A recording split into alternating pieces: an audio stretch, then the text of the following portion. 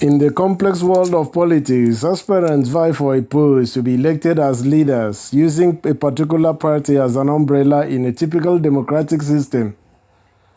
Aspirants often leverage on social engineering, which plays a pivotal role in shaping public opinion and influencing the fate of nations. This subtle yet potent force is wielded by politicians, strategists, and special interest groups to manipulate the narrative, sway voters, and maintain power. Historically, social engineering has been employed by government to alter the behavior and ideals of their citizens. For instance, the Soviet Union embarked on a massive campaign in the 1920s to replace the old social frameworks of Russian Empire with a new Soviet culture, aiming to create the new Soviet man, which was known to sound more like a deceptive and manipulating tactics. More recently, world leaders like Donald Trump have been accused of using social engineering tactics, such as spreading misinformation and fake news, to manipulate public opinion and sway voters, which, even if it were true, it works for him and take him into the Oval Office. Imagine the cards he played Zelensky in the Oval Office and sidelining the European Union over mediating for a peace deal on Russian invasion of Ukraine. Social engineering in politics involves strategically manipulating social behaviors to influence decision-making processes. This can be achieved through various tactics, including framing and reframing information to emphasize certain aspects, building compelling narratives that evoke emotional responses, and leveraging social proof to sway opinion.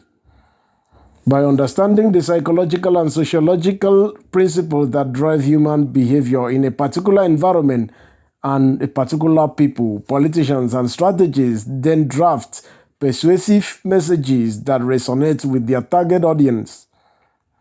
The manipulation of public opinion is a delicate art, often employing emotional manipulation to appeal to the hearts rather than the minds of citizens.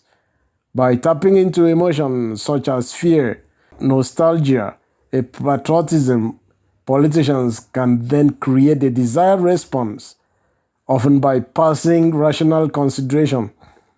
As said before, framing is another technique used to create a specific perception or interpretation of reality.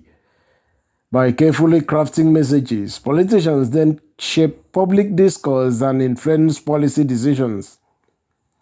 They can frame anyone as the enemy of the state, including parties that opposes them, and make it look as the reason why things are bad and the reason the country is poor and deserted. They now turn the narrative to the public, showing a deceptive narratives, a reason why he must be elected, and a reason his party is the best to lead as a messiah to rescue the status quo. In Nigeria's complex political landscape, aspiring leaders often exploit the vulnerabilities of the populace, knowing they are not well educated, cleverly manipulating social behaviors to sway public opinion. They frame and reframe information, emphasizing sensitive issues like religion, tribalism, and marginalization to craft compelling narratives that evoke strong emotions and garner support. These politicians are masters of social engineering, using psychological manipulations to influence voters' decisions. They tap into the deep-seated fears and hopes and aspirations of the people, creating false sense of connection and sharing understanding and misunderstanding, and they drive home the wrong narrative. By doing so, they create a loyal following that is willing to overlook their flaws and vote them into office. But once they have achieved their goal, these politicians often forget the very people who put them in power.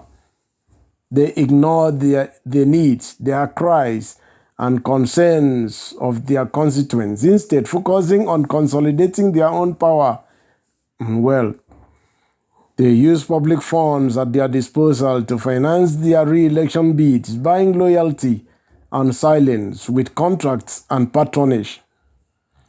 Meanwhile, they squander public resources on lavish personal projects, building opulent mansions, buying high-rise apartments, and constructing luxury hotels in exotic destinations like Dubai.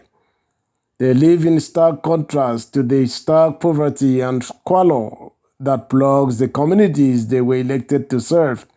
The roads are crumbling, homes are dilapidated, and basic amenities like electricity, health, agricultural amenities, water are scarce.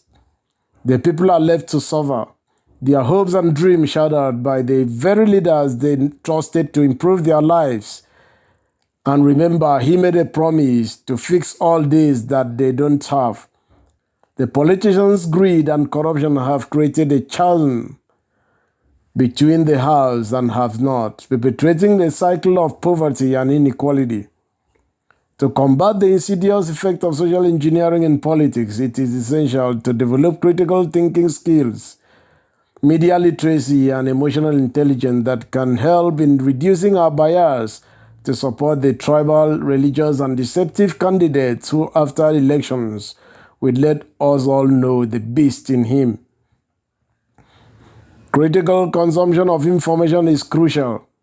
Our citizens must scrutinize sources, evaluate evidence, and question narratives. Emotional awareness is also vital, as recognizing and managing emotions can prevent manipulation. Civic engagement, education, and awareness are also key strategies in resisting social engineering tactics that deceive us. Social engineering in politics is a pervasive and insidious phenomenon that threatens the very foundations of democratic governance. By understanding the tactics, techniques, and consequences of social engineering, we can develop effective countermeasures and resistance. It is time to reclaim our critical thinking agency and emotional intelligence to create a more informed, emphatic, and democratic society. It's time for voters to reclaim their power, call their public office holders to demand for accountability, and move to make sure leaders serve the people, not just themselves. Remain blessed and be guarded.